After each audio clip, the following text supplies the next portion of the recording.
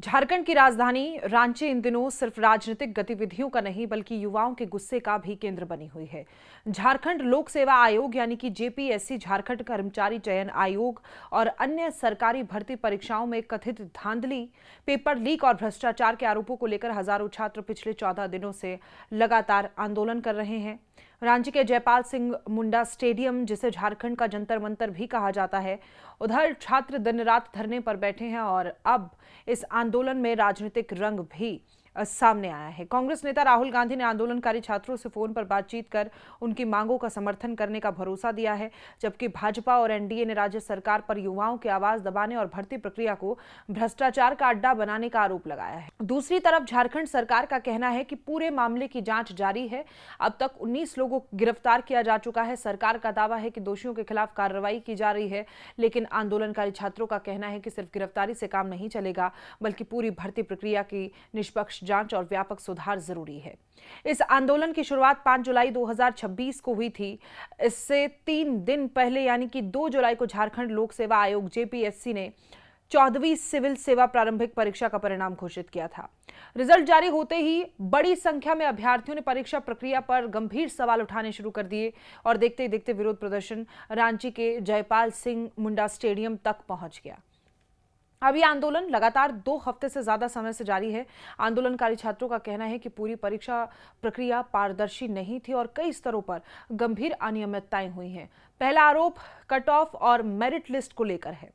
छात्रों का कहना है कि पासिंग मार्क्स किस आधार पर तय किए गए, इसकी कोई स्पष्ट जानकारी नहीं दी गई। इतना ही नहीं, मेरिट लिस्ट पर संबंधित अधिकारियों के हस्ताक्षर तक नहीं थे, जिससे पूरी प्रक्रिया पर सवाल खड़े हो गए और कई अभ्यर्थियों का दावा है कि कुछ उम्मीदवारों को रिजल्ट घोषित होने से पहले ही अपनी चयन की जानकारी थी।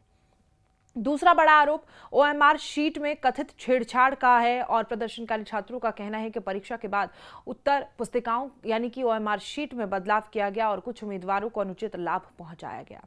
और तीसरा आरोप परीक्षा आयोजित कराने वाली एजेंसी को लेकर है। छात्रों का कहना है कि लखनऊ की टीडीपीएल कंपनी को परीक्षा कराने का ठेका दिया गया, जबकि इस कंपनी पर पहले भी सवाल उठ चुके हैं और राज्य सरकार ने इसे ब्लैकलिस्ट करने की कार्रवाई भी की थी।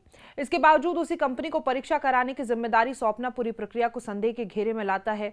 चौथा और सबसे बड़ा गंभीर आरोप प्रश्न पत्र लीक से जुड़ा है। छात्रों का दावा है कि एक संगठित गिरोह ने कुछ उम्मीदवारों को नेपाल, बिहार, पश्चिमी बंगाल ले जाकर करीब 135 से 150 प्रश्न याद करवाए थे, जिसमें से लगभग 120 प्रश्न परीक्षा में हूबहू पूछे गए। छात्रों का आरोप है कि परीक्षा केंद्रों पर इंटरनेट बंद कर पूरे नेटवर्क के जरिए धांधली कराई गई। मोटी रकम लेकर उम्मीदवारों को फायदा पहुंचाया गया। शुरुआत में आंदोलन सिर्फ जेपीएससी परीक्षा तक सीमित था, लेकिन अब इसका दायरा बढ़ चुका है। प्रदर्शनकारी कह रहे हैं कि झारखंड की लगभग हर बड़ी भर्ती परीक्षा किसी न किसी विवाद में घिरी रही है और इसलिए अब उनकी मांग केवल एक परीक्षा रद्द करने की नहीं बल्कि पूरी भर्ती व्यवस्था में व्यापक सुधार की है। इसी उद्देश्य से आंदोलन का नेतृत्व कर रहे जेएसएससी रिफॉर्म मंच ने सरकार से बातचीत के लिए 11 सदस्यीय प्रतिनिधिमंडल बनाया और इसमें 8 छात्र प्रतिनिधियों के अलावा एक अधिवक्ता और 2 तकनीकी विशेषज्ञ शामिल किए गए, ताकि बातचीत केवल भावनात्मक नहीं बल्कि कानूनी और तकनीकी आधार पर भी हो सके। आंदोलन अब और गंभीर होता जा रहा है। कई छात्र लगातार आमरण अनशन पर बैठे हैं, अनशन कर रहे हैं। छात्र राहुल क्रांति की तबियत बिगड़ने के बाद उन्हें अस्पताल में भर्ती कराना पड़ा और इस घटना के बाद आंदोलन को लेकर पूरे राज्य में चिंता बढ़ गई।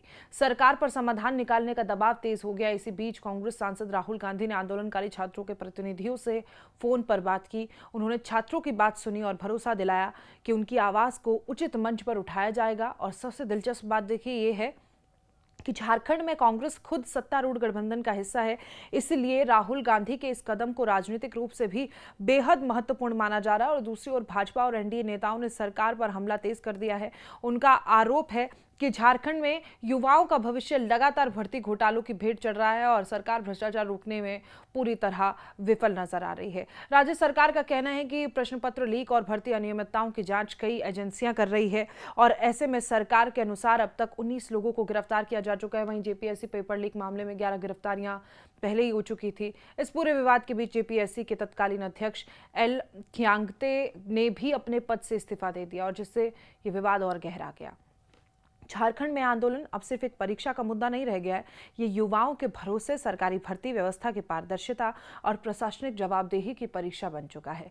छात्र स्पष्ट कर चुके हैं कि जब तक निष्पक्ष जांच, दोषियों पर कार्रवाई और भर्ती व्यवस्था में ठोस सुधार नहीं होते, तब तक उनका आंदोलन जारी रहेगा। और अब सबकी नजर सरकार और छात्र प्रतिनिधियों के बीच होने वाली बातचीत पर है, क्योंकि उसी से तय होगा कि आंदोलन खत्म होगा या आने वाले दिनों में और बड़ा रूप लेगा।